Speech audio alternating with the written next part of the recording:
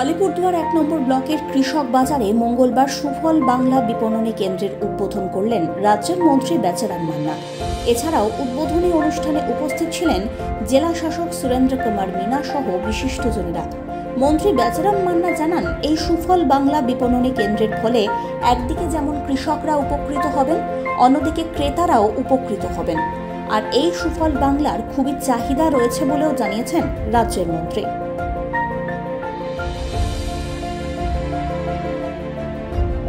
জেলায় আমাদের সুফল বাংলা যে বিপণনী কেন্দ্র আমরা আলিপুরদুয়ার ১ নম্বর ব্লকের কিষাণ মান্ডিতে আমরা খুললাম। এখানে চাহিদা রয়েছে মানুষের, এবং আজকের যেভাবে উদ্বোধনের দিনের উপস্থিতি, তাতে আমার মনে হয় এই জেলার এই সংখ্যা আরও বাড়াতে হবে আগামীতে।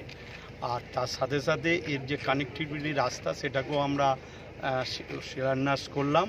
এর কাজটা আগামী ২-১ দিনের মধ্যেই শুরু হবে, এবং আগামী দিন এখানে যাতে আরও স্টল বাড়ে বা পার্কিংটা করা যায়, সেজন্য আমরা আবার প্রস্তুতি নিচ্ছি।